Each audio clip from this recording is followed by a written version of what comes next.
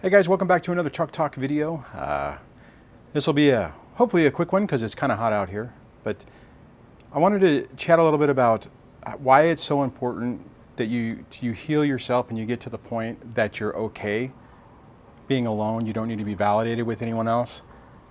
I know this is a topic I hit quite often, but in the last few days when I was doing the live shows and the call-in shows, it was kind of a reoccurring theme with some of the callers and with some of the comments that were going on within the show. And the foundation for being able to really get your life back, to really start to take control, take your life back, get out from underneath the spell of toxic people, is being okay with yourself, being okay alone, not needing someone else to complete you, to validate you, to support you financially, whatever the case may be. You have to become emotionally independent and just independent across the board. This is incredibly important because whenever you are dependent upon someone else for anything, for your emotional well-being, and they can be a compliment, they can be a positive, but it can't be the sole thing that makes your life complete. Because the reality is whenever you're in that mode, you don't have healthy boundaries. You don't stand up for yourself because you're so afraid of risking what will happen. A narcissistic, toxic person will absolutely test you, to test your boundaries and to see where the chink is in your armor. Sometimes they take it as a challenge, and sometimes that means that they will act like the person that they think you want them to be. And then gradually over time, they will morph into the person they really are. They can't keep up the facade, is the reality of it. When that happens, if you are not emotionally healthy, if your emotional maturity isn't at the right place, you will make excuses for it. You will basically move the goal line, so to speak, on your boundaries. Toxic narcissistic people are masters at doing this. Psychopaths are also good at doing this, but they're just a little bit more vicious at it. And that was one of the things that happened in one of the calls, or not the calls, but the one of the comments in one of the live streams the other day was about a person who has teamed up, who is a widow, who has teamed up with this incredibly controlling and toxic person, and no one can get through to this person to tell them that they're putting themselves at risk and their kids at risk. Now that's kind of a drastic example of how this can really, effectively blow up in your face. But this also is incredible. This is also very true for everyone else. That's why it's very important whenever you are coming out of a toxic relationship, or let's say you're still in it and you're planning on getting out, that you have to, one, get out, get yourself safe, get yourself a safe place to stay, and then 3, start working on yourself.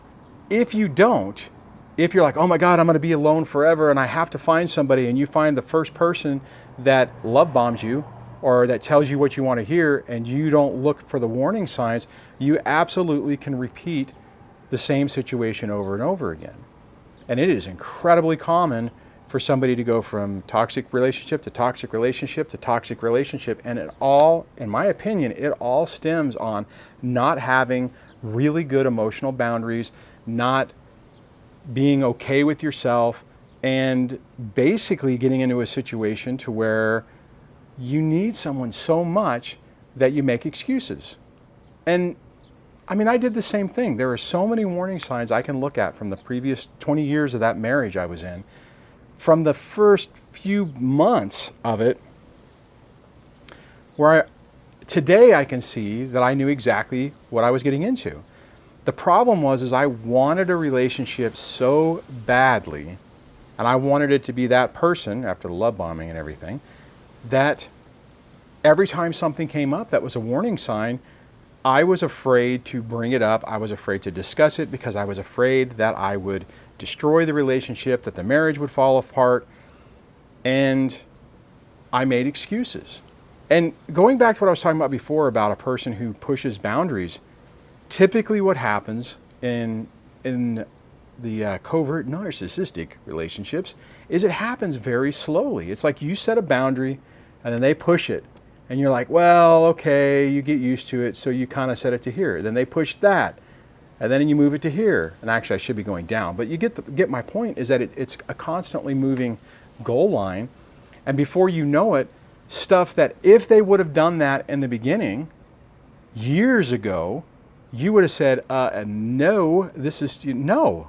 And you would have put your foot down. Actually, more than likely what happened is some of those bump ups against your boundaries, you probably did say, hey, wait a minute. And then they slowed down, they got everything back to normal, and they started training you again. It's like, okay, well, crap, they saw through the facade, the mask dipped, and they give it some time, and then they move back up. And then after a while, they're able to move that goalpost, move the goal line to where you accept it. You owe it to yourself to work on yourself and be okay. Be okay being alone. Be okay going out for coffee by yourself and sitting in the, well, not that you can do that now with the pandemic, but back in the day when we could do that, being okay to go do things alone and not feel weird and awkward about it and be okay with it. To be okay sitting in your own space, in your own house, listening to some nice relaxing music, maybe reading a book, having it all open up with the nice breeze, not right now because it's too hot, but nice, that's whatever, pretty ready weather coming in and just feeling that peace. It takes a while to get there. It is not an easy thing to get to. It took me a while. I remember a few times when I was still married and the ex would take the kids and go back to the Midwest for 3 to 4 weeks. The first week was okay. Second week started getting a little weird. Third week I started going stir crazy because I wasn't comfortable being by myself. I wasn't comfortable being alone. My value was wrapped around my career, my family, my kids, my reputation, and it was external. And whenever your value comes from external sources, it is a very dangerous place to be in. I mean, you guys are, depending on how old you are, you probably remember, what was a comedian? I can't remember. He used to be a senator, Al Franken. Al Franken used to do this thing where he would sit in front of the mirror and he would give affirmations. You are wonderful, you are beautiful, you are smart. I can't remember what it was, but and it seemed like a joke back then, right? I mean, it was like, oh, what an idiot that he needs to do that. The reality is, you need to believe that you are a valuable person, that you are a good person, that you deserve love, that you deserve happiness, that you deserve people to respect your boundaries and treat you well. And the benefit of that is, and whenever you are at that point, when people don't do those things, you won't allow them in your life because you have your own internal self-worth, self-validation, to where when someone is tearing you down, instead of it being one of those things where you're like, well, I'm not really worthy of love, so when this person is treating me like crap, well, I deserve to be treated like crap. I mean, that's kind of what happens. Like in that one story I was just talking about, with that person putting up with such toxic behavior from not even a marriage, just a relationship. Person saying disgusting things about her, 13 and 16-year-old daughters, didn't trust her and wants to put cameras in the house. All kinds of controlling behavior. Absolutely unacceptable. But whenever you are not emotionally complete on your own, you are incredibly susceptible to that because you feel like you're not worthy of it. And if you take a situation, especially, nowadays, I mean, it's hard to date, it's hard to find people. And if you're looking at it going, oh my God, I'm alone and I have these kids and no one will ever love me and no one will ever want me. I mean, guys can go through that too, right?